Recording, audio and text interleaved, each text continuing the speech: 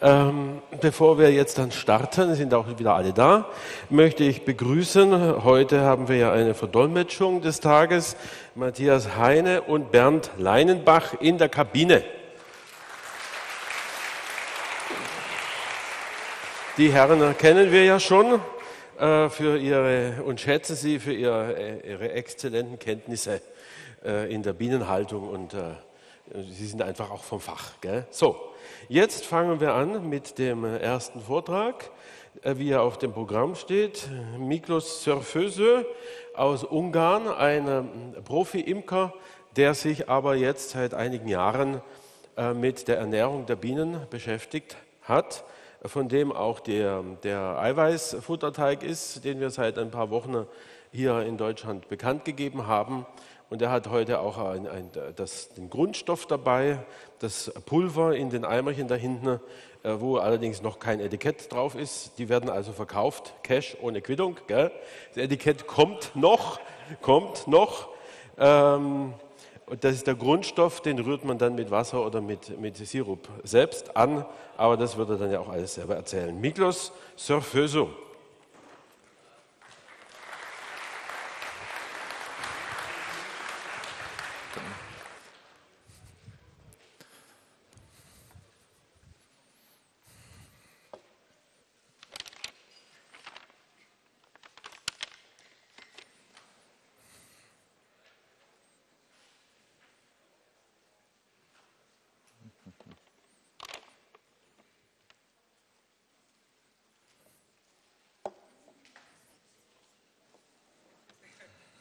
Just a moment.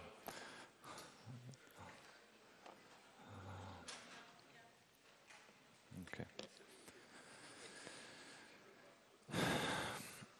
So, a few years ago, I had a conversation with a beekeeping advisor, and she asked me what was our specialization in the topic of bees, and I told her we're working on the research of bee feeding and nutrition.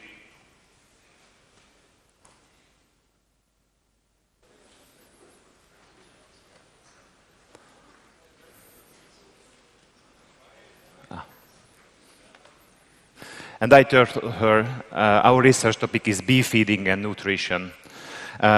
We develop feeds for bees and we are looking for new feeding solutions.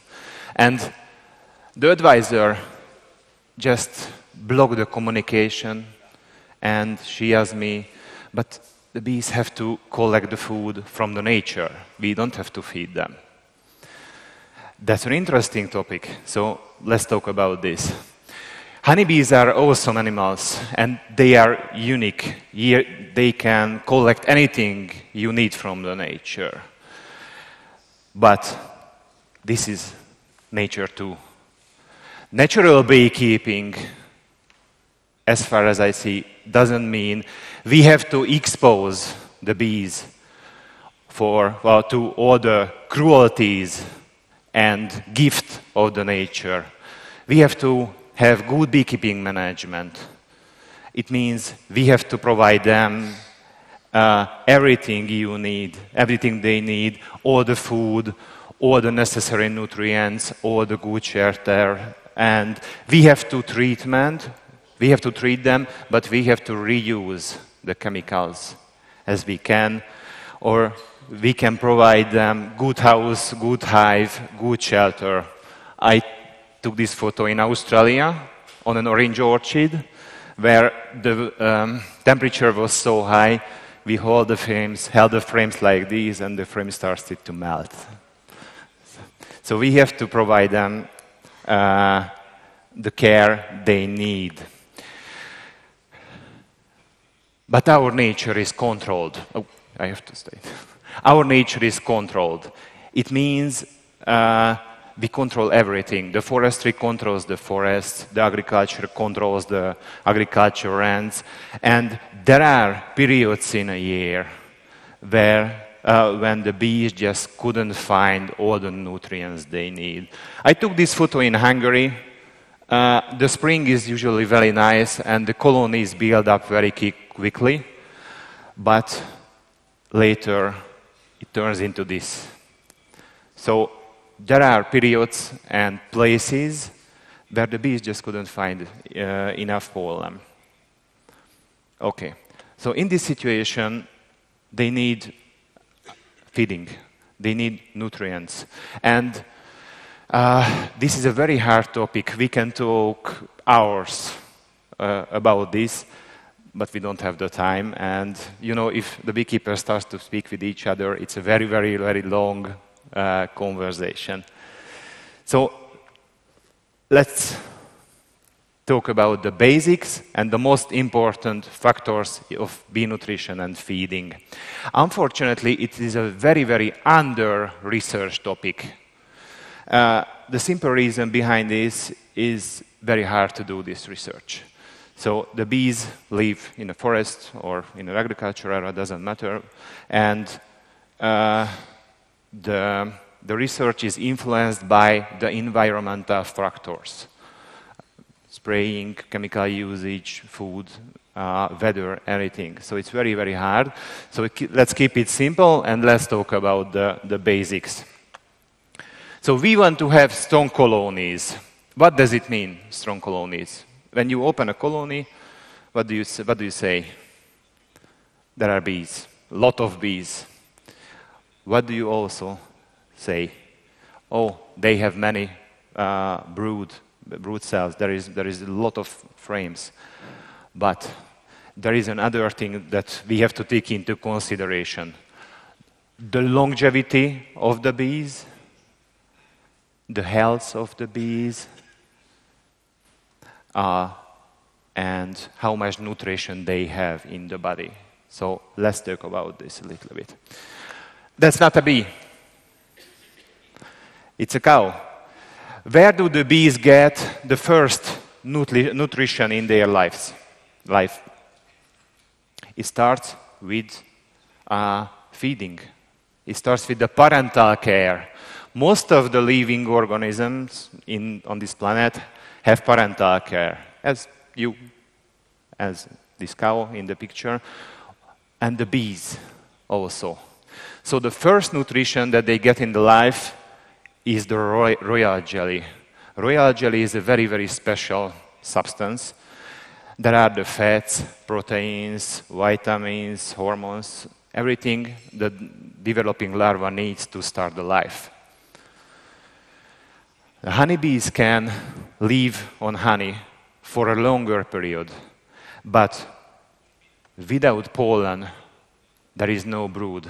Have you ever seen when there is not enough pollen and they started to reduce the brood area and they just... have you seen a colony which didn't have the maximum performance?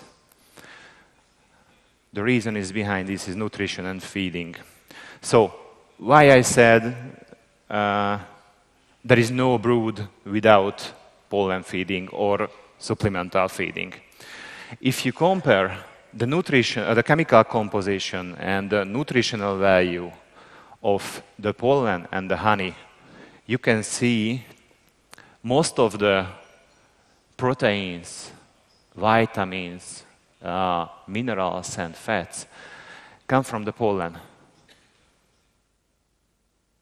The honey, sugar, water, and of course, obviously, there are other essential nutrients for the bees in the honey, but they need the pollen to build up body and build up the longevity. The pollen is a special chemical substance, and on this slide you can see sunflower pollen. It's not blue. It's a blue dye from a shop, but you can see here a very interesting thing, the oil drops on the pollen. So the bees also need oils, fats, vitamins, and everything to live. Why? What is the body of the bees made from? Muscles, fats, wings, skin. And if you compare the chemical composition of the bee larva and the bees and the royal jelly and the pollen and the honey, you can see very interesting thing. The larva and the bees and the royal jelly has a lot of water in it. We are water-breathed, you, me, and the bees also. But there are also proteins in the larva and the bee's body. And where is this protein come from? First, from the royal jelly. So we need to get a lot of royal jelly in the hive. And later, the bees will eat pollen. So we need a lot of pollen to have the protein to build up muscles, to fly, to produce royal jelly. They need a lot of protein.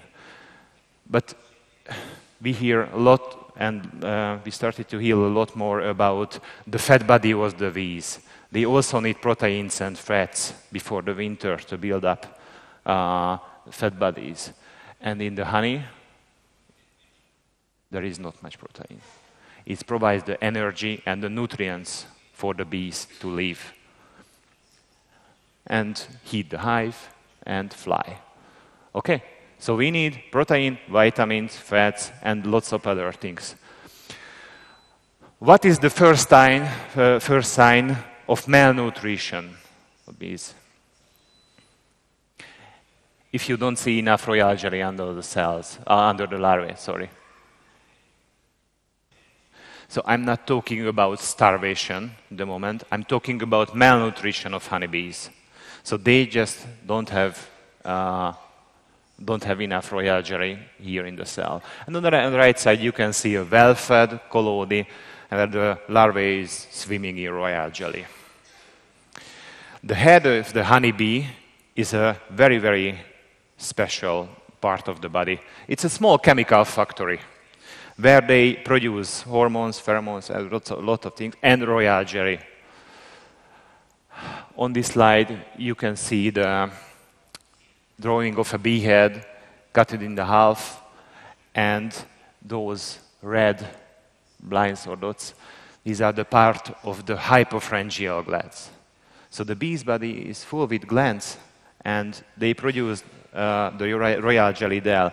And you can see the hypopharyngeal glands under the microscope. It's like berries. And do you know could you please start this? Could you please start this video? Do you know these videos? Yes? Okay, that's good. So the first nutrients they get is a royal jelly. And if you don't know these videos, please search for this source, because it's awesome work that they did, and we have a good insight in the life of the honeybee. So, what is this bee doing? It's feeding the young larvae. It's like lactation, and they need a lot of nutrients to work in this. So how it looks like? Those are the healthy hypopharyngeal glands from a head of the honeybee. And on the right side, you can see the hypopharyngeal glands of a malnourished honeybee. What's happened? It changed the shape, and it lost the function to produce royal jelly. And in the laboratory, we analyzed many bees. The head weight of the bees correlates with the royal jelly production. So we cut many bee heads off from starving colonies, from healthy colonies, and colonies fed with different pollen supplements. And what we saw, there were small heads, there were very, very big heads. But let's go to the longevity and the interesting part. If we only fed the colonies with sugar, the head weight was very, very low, the mass of the heads. They had very, very small heads. The glands didn't work very well, as you could see on the picture. When we fed the bees with low protein feeds, we use brewer's yeast because it's a very common thing to feed brewer's yeast, and brewer's yeast is very good for the bees, but you have to feed a lot from it to have the good results. And we had worse results with the low protein feeds, and I tell you soon why. And with the natural pollen and the high protein feeds, we had very nice results and heavy bee heads. So let's talk about the low protein feeding a little bit. We measured the brood area in the same time, and we fed the different colonies with different feeds. And feeding with brewer's yeast, we had much higher brood area than the sugar. So how is possible? We had worse results with brewer's yeast in the bee head, and the protein level of the bee's body was worse. But we had more brood. How is possible? The bees are very good at math. They can easily calculate how much nutrition they need to raise brood and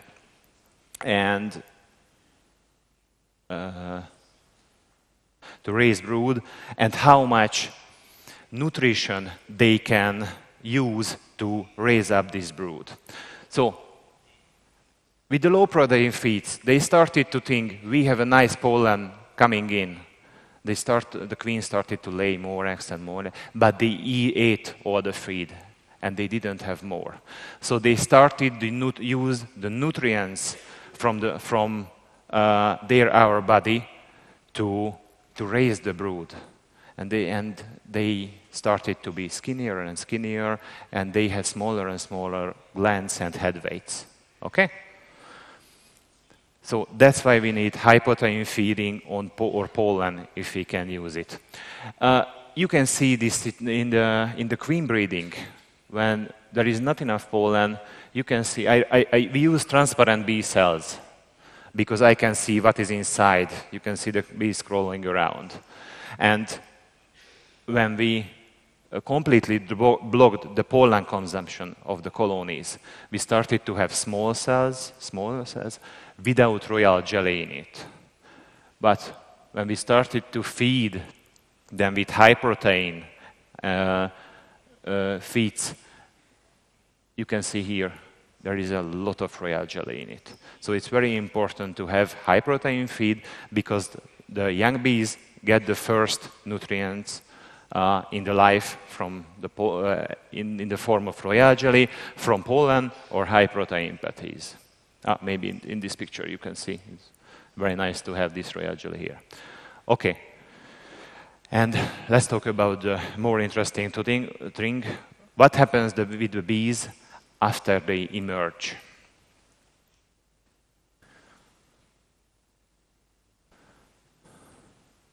They start to eat. And when we measured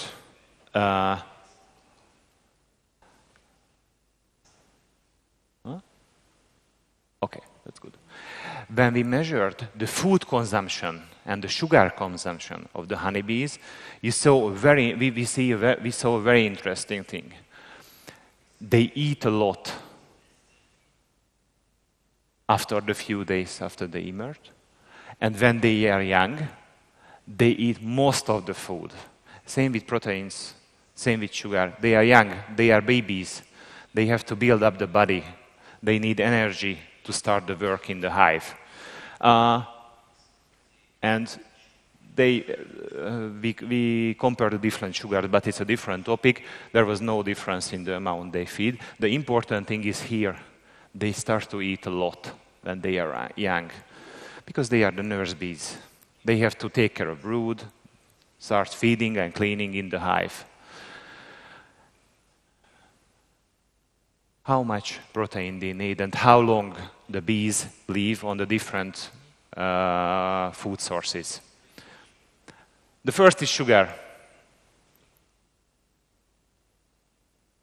The second one is honey. And these graphs are tricky. So if you see this, the important thing is not the length of the line. The important thing is, for example, I just want to show you how to read this graph because you will see many of this in the future and in other research. So the important thing is to see the difference between the two lines. For example, when only 50% of the bees were living on sugar. On honey, the survival was around 70%. Okay, do you understand what I mean? No? No? Okay, let's start again. So, here you can see the longevity of the bees, how long they live on different food sources. The first is a sugar, let's see this. So, we started our experiments on 11th of July, and the bees only lived for 1 month on sugar, because they don't have the nutrients they need.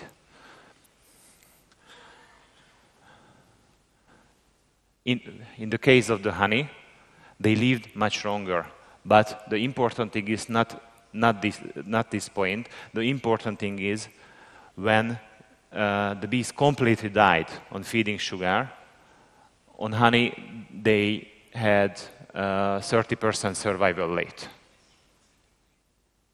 Now, do you understand what I mean? Okay, great. Thank you so much. The next was the sugar and the vitamin. If you provide them good combination of vitamins that can extend the lifespan of the bees, it's very, very important to have. And this is when they had pollen. Do you see the difference? So they need a lot of proteins from various sources, and they need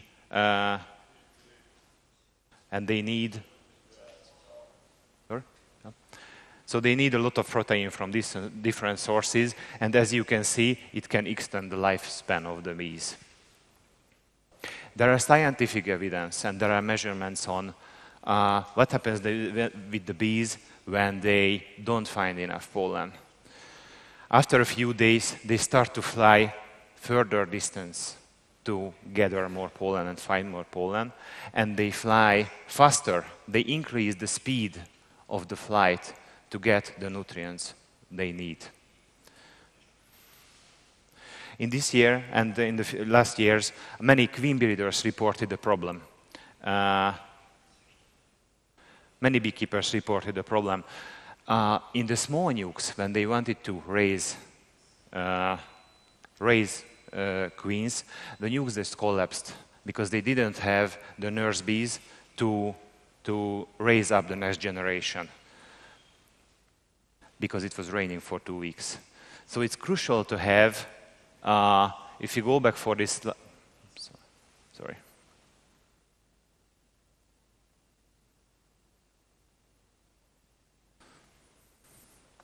So if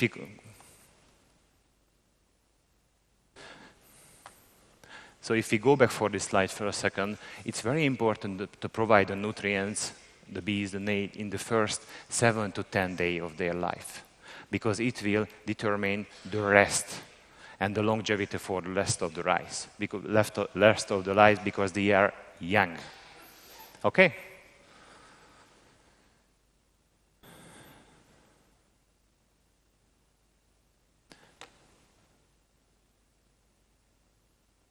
So, how much pollen does a bee colony eat in life? Is there anyone who knows the answer? In a day? 5? Sorry? 35 kilo. How much they eat in a day?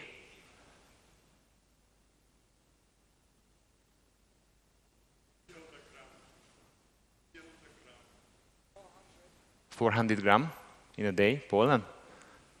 Yes, so it depends on the plant. Depends on the plant. The different plants have a different protein level in the pollen. Some has 5, some has 20, but the average value is around 20, 25. Depends on. In the sunflower is 15, for example. And when we measure the pollen consumption, the optimal protein consumption we find in the patties and in the artificial foods is the best is somewhere between 10 to 20.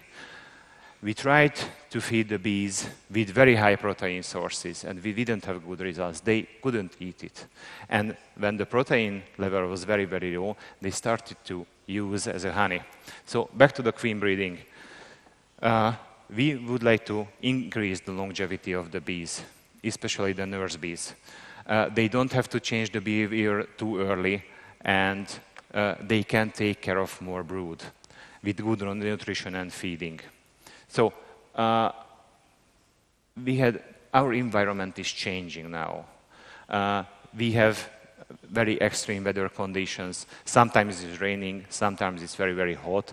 And the problem is the bees can't fly, but they still have brood. So they lose weight from the body and they lose the nutrients. And what happens with the bees when they don't have enough nutrients? They die early.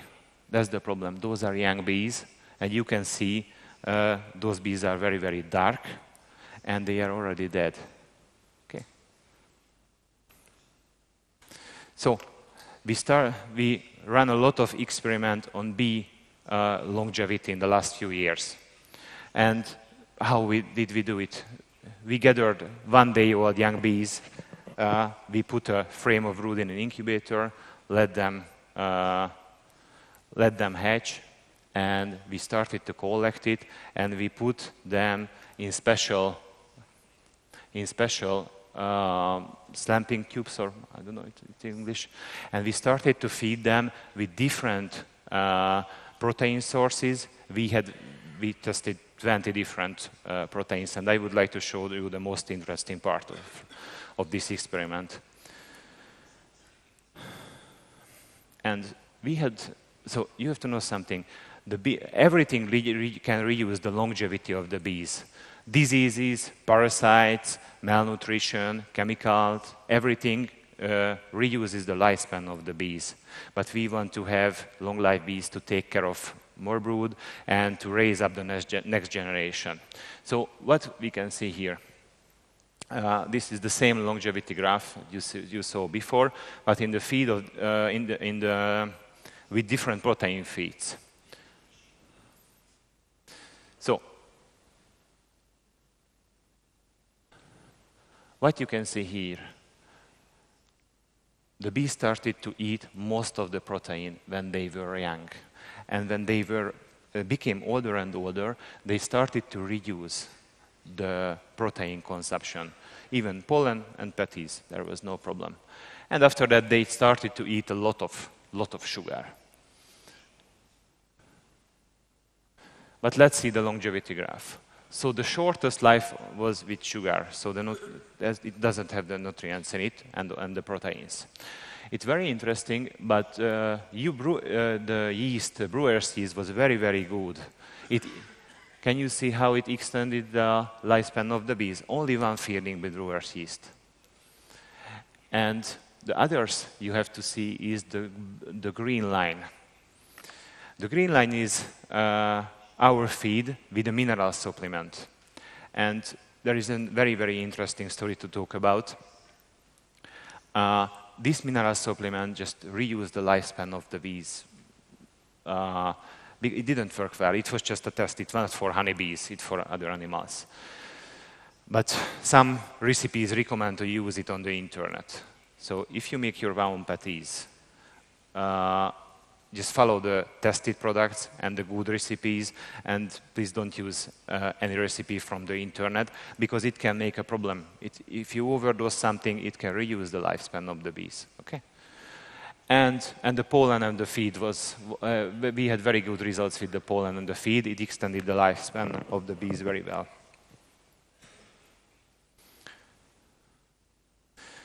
Other things we have to talk about.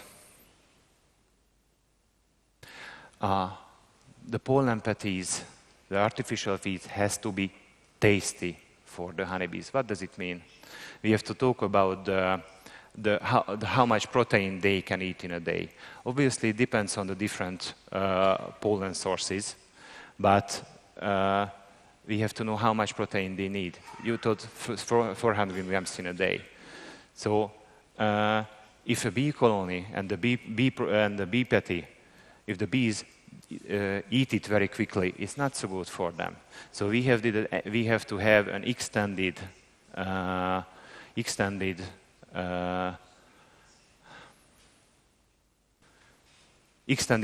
consumption. So we have to put new patties when they eat the first one and they eat the second one. Okay, do you understand what I mean? Great. There are other things that we have to take into consideration. Which bee is the healthier? What do you think?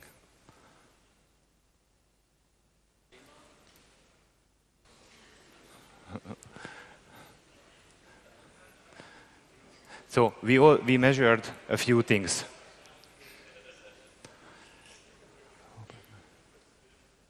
We measured the weight of the honeybees eating different feeds. And we had very interesting results. The first was the body weight of the bees. You hear more and more about the fat body. And here you can see something. If the bees only are fed with sugar, you can see the body weight is much, much lower than the pollen and the yeast. So they just start to lose weight. Okay? In the case of the thorax, there are the muscles. There are flying muscles. If the thorax weight is higher, so we dissected the bees, we measured the thorax weight to see how much muscles they have in the body. And we saw a very interesting thing. With good protein feeding and with pollen feeding or good protein feeding, you can have higher muscle weight in the bee's body. And here on the last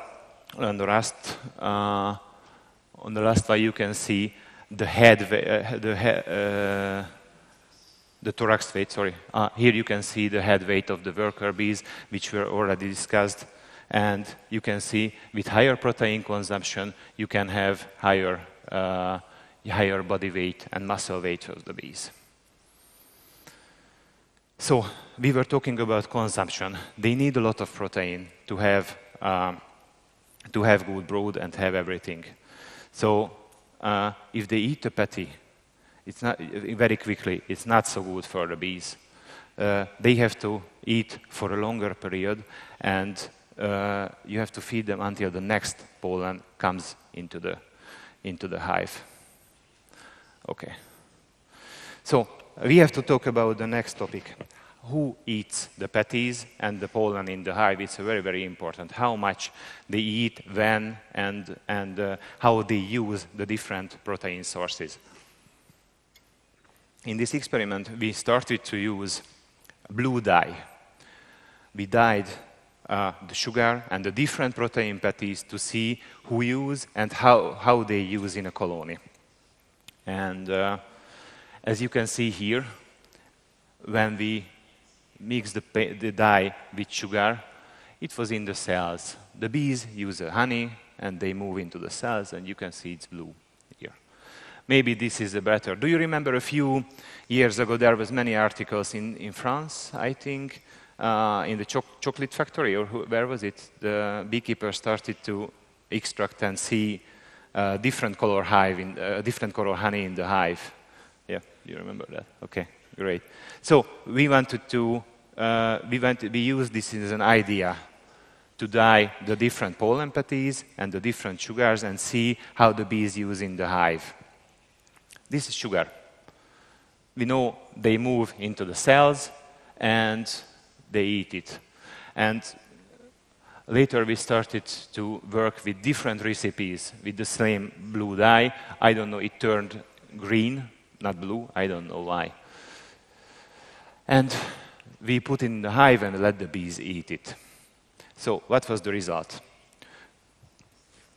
When there was 0% of protein, it was only sugar.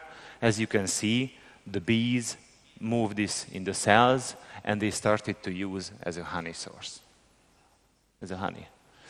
Also, we saw this in the cells, and they also used the sugar with the blue dye to make bee bread. So it also painted or dyed the pollen in the cells. And they also fed the larvae with the different, with the sugar, with the blue paint or blue dye in it. You can see here everything turned into blue. Could you please start this video? Maybe on this video you can see here is some pollen and larvae. Oh, maybe. No? Could you please start again? Maybe it doesn't work.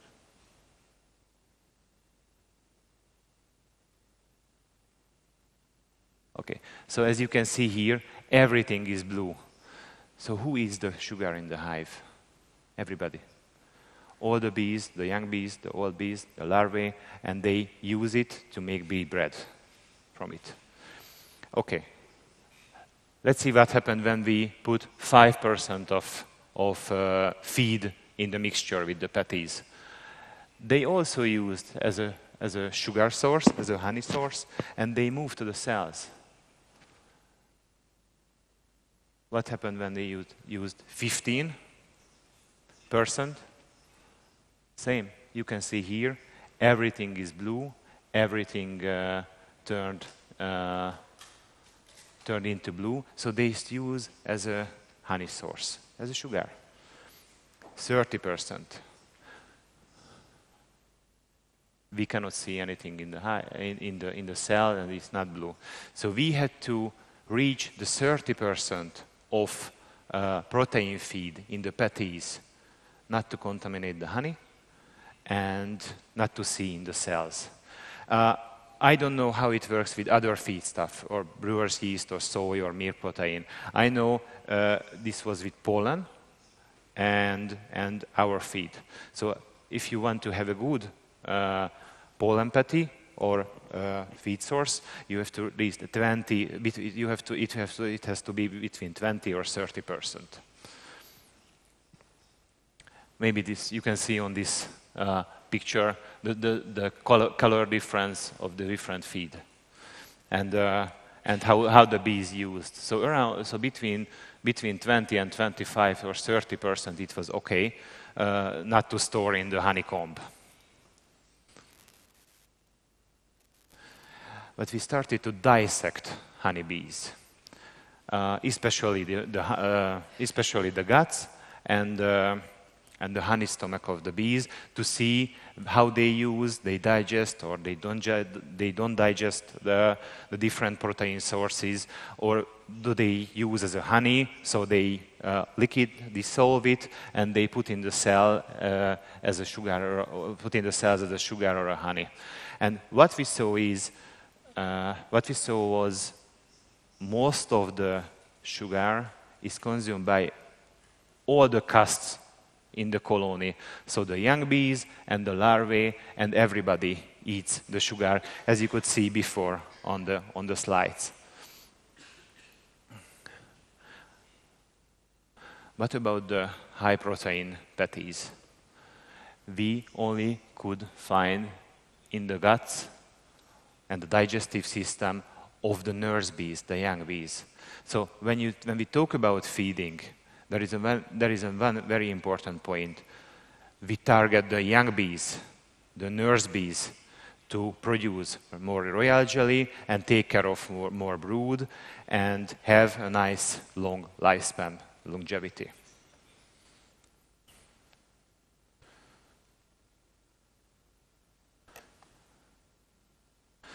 And there is a very good question. Why they don't move the pollen patties into the cells?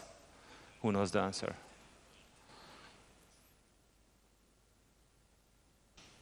Because don't have the organs for that. So when the honeybee collects the pollen, it unloads into the cell like this. And they couldn't do this with the protein patties. So when we talk about protein feeding with bees, it's very important to know that the young bees, the nurse bees, will eat it, and they turn this into protein source, and they turn this into royal jelly, and they try to take care of more and more brood. Okay, so Thank you so much. And if you have questions, just please, you know.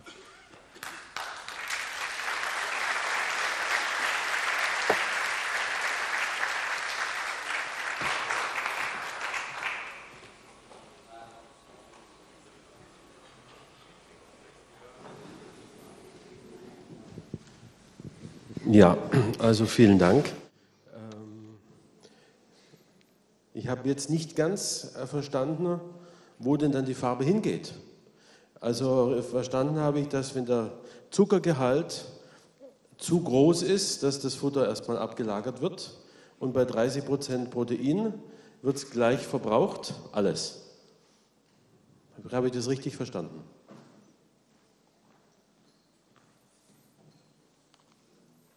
Aha, er kann die Übersetzung gar nicht hören.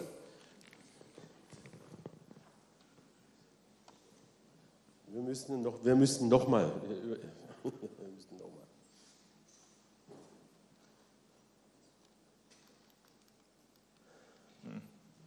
This is, yeah. I think number one is. Number one. Number one. Two? Nee, 2 ist Deutsch, er braucht ja Englisch.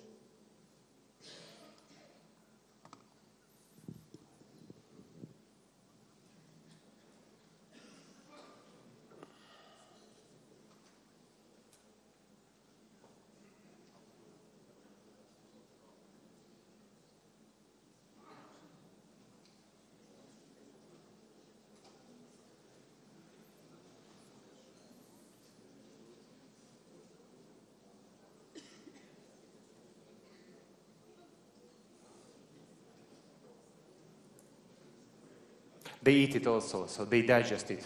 Also, if you remember on the first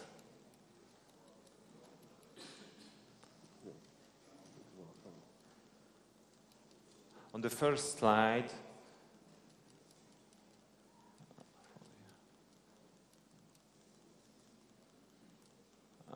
just give me a second, sorry.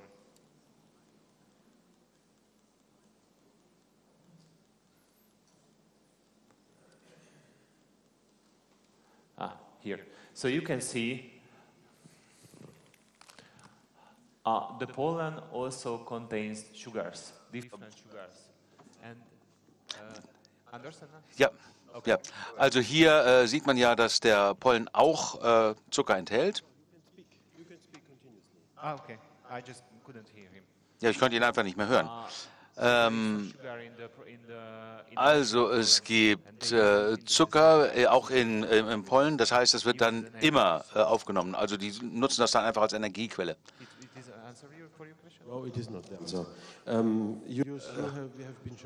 Nee, das war nicht die Antwort. Sie haben ja gezeigt, dass die blaue Farbe verschwindet, wenn die Proteininhalt oder Anteil über 30% liegt. Wo geht das hin? Die Frage verstehe ich nicht. Also dann zeige ich es nochmal auf Deutsch. So why they don't eat it? So, bis bei weniger als 30% Protein gab es ja die blaue Farbablagerung. Yes. Und bei mehr nicht. Wo geht die Farbe hin, beziehungsweise wo geht die Substanz hin? Yes. Okay, I understand. Jetzt habe ich es verstanden. Das ist im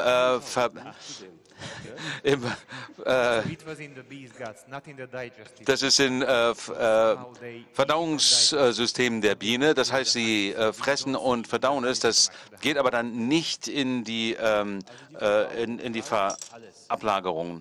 Das würde ja bedeuten, sie fressen nur so viel, wie sie verdauen können. Yes. Genau. Yes, exactly. Genau so ist es. Okay. Gut. Antwort.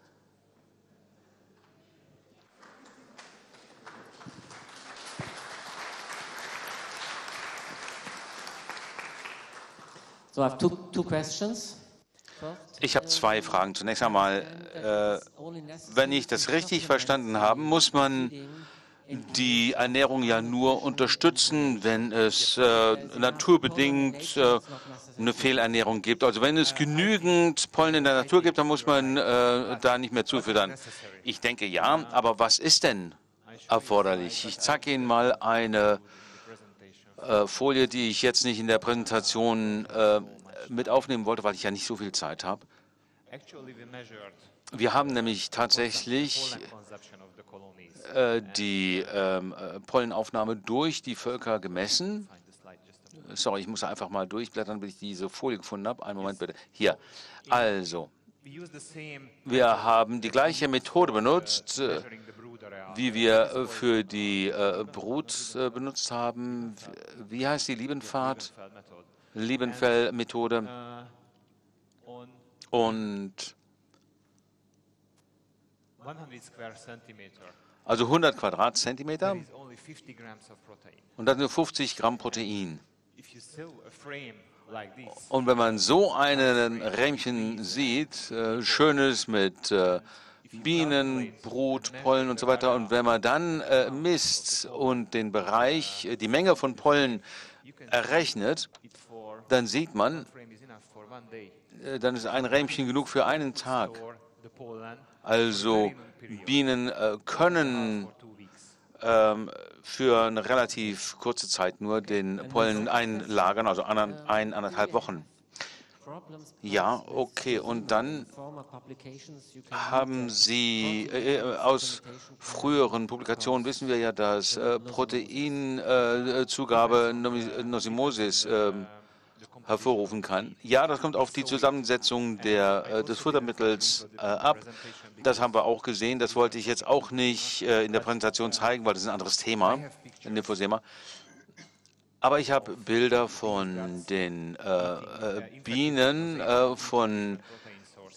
Bienen, die mit Lymphosema infiziert sind und verschiedene Proteinzusatzstoffe gefüttert bekamen. Das kann die Menge, die sie aufnehmen kann, um 20–30% reduzieren. Wenn wir ihnen aber gute oder natürliche Proteine füttern, dann passiert das nicht. Also die Beifütterung kann die Anzahl der Nosema-Sporen vorübergehend anheben. Aber das war kein Problem, weil den Darm der Bienen noch nicht zerstören können.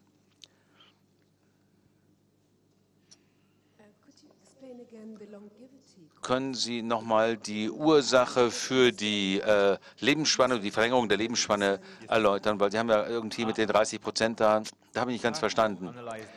Ja, das ist ganz schwer, die Grafiken und Folien richtig zu interpretieren. Aber das Wichtige daran ist, dass wenn man so eine Folie sieht, dann will jeder sehen, wie lange ist die Lebensspanne. Das ist gar nicht so wichtig. Na gut, natürlich ist das wichtig, aber wenn wir von einer hohen Lebensspanne sprechen, dann vergleichen wir normalerweise die Anzahl der lebendigen Bienen. Also wie lange 50% des Volkes noch überlebt. Ja? Also im Falle von, weiß nicht, Moment, nehmen wir mal natürlichem Pollen, dann wären 50% hier. Und man kann sehen, die 50% der Bienen sind hier noch, leben noch, aber der Zucker ist schon aufgebraucht, sind schon tot. Das heißt, wir müssen hier die Distanz zwischen den beiden Linien messen, um das richtig zu interpretieren. Also wenn man mit Zucker füttert, sind hier schon 50% der Bienen tot und noch fast alle Bienen mit den anderen Futtermitteln noch am Leben. Verstehen Sie das? Also dass die 50-prozentige Sterberate oder wie? Ja, genau. Bei den Bienen ist das schwer zu sagen, weil wenn wir uns einen Stock mit 10 Rähmchen vorstellen und jedes Rähmchen hat 10%.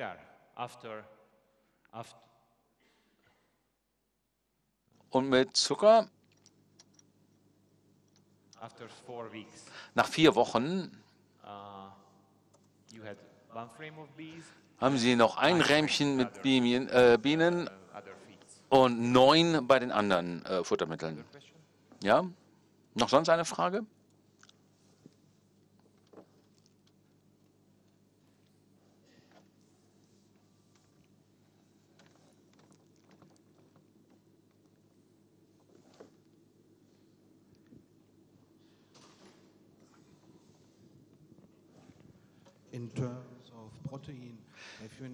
Hinsichtlich des Proteins haben Sie da unterschiedliche Proteinquellen untersucht. Denn wenn ich das richtig verstanden habe, haben Sie nur Brauerei. Haben Sie nur Brauereihefe benutzt? Ich wollte einfach wissen, ob Sie unterschiedliche Optionen, Proteinoptionen untersucht haben. Nach Ihrer Präsentation, wenn ich das richtig verstanden habe, haben Sie ja nur Brauereihefe genutzt und die Zusammensetzung Ihres Futtermittels haben Sie sich auch mal unterschiedliche Möglichkeiten untersucht, also flüssige Mittel oder Puder oder Gel oder was? No, I didn't hear it very well. No, and I don't understand it. Also er hat es nicht gehört. Nochmal. Ich sage es auf Deutsch, dann übersetzen Sie es. Dann hören wir das vielleicht mit dem Kopfhörer. Ich würde gerne wissen, ob Sie die Proteine genauer angeguckt haben. Sie haben nur von Brauerjeast gesprochen. Gibt es auch andere Sourcen, die Sie betrachtet haben? Und das Aminosäureprofil von Brauerjeast, ist das Ihre Lösung oder gibt es da eine bessere Variante? Zusätzlich die Konsistenz des Futters, weil in der Imkerei wird flüssig und auch hier diese festes Futter etc. Gefüttert. Was ist die Präferenz der Biene? Okay. Ach so, ja, okay. Also die erste Frage, wir haben viele unterschiedliche Quellen untersucht. Bienenprotein, Hefeprotein, 10, 20 unterschiedliche Proteinquellen. Selbst Fischpulver, also das benutzen Sie das nicht, dann fangen die Bienen an, überall ihren Darm zu entleeren. Also wir haben vieles benutzt und nichts hat sich bewährt. Sie haben ja das Aminosäurenprofil hinterfragt. Da muss man wirklich eine Mischung nutzen, eine sehr gute Mischung, um das richtige Aminosäurenprofil zu haben und alles richtig zu machen. Dann die Konsistenz. Man kann das als Flüssigkeit einsetzen. Das nehmen Sie sehr schnell auf, aber ich weiß nicht. Und das ist eine der künftigen Dinge, die wir uns anschauen müssen, um besser zu verstehen, wie die Bienen die unterschiedlichen Futtermittel aufnehmen. Wenn man zum Beispiel eine flüssige Proteinform anbietet und die alten Bienen das aufnehmen, vielleicht passiert da gar nichts, bin nur überrascht, ich weiß es nicht.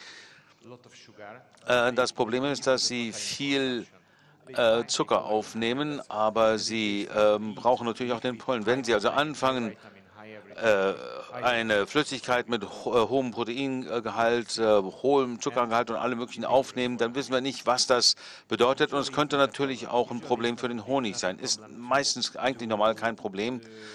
Normalerweise ist kein Problem, also Feststoffe zu füttern mit niedrigerer Proteininhalt. Als wir diese unterschiedlichen Blaufärbungen verwendet haben, dann ist das nach dem Test völlig verschwunden, nach einigen Wochen aus der Beute völlig verschwunden. Das heißt, es war interessant zu sehen, dass die Bienen das immer weiter verteilt haben und die Blaufärbung wurde immer heller, immer blasser. Ich denke, nach ein paar Wochen war es ganz verschwunden. Entweder verdünnen sie das oder sie nehmen es auf, fressen es. Also die beste Lösung ist meiner Auffassung nach eine pastöse Form, weil das sieht das auch ein bisschen aus wie Pollen und fühlt sich so an und deswegen mögen die Bienen das dann auch.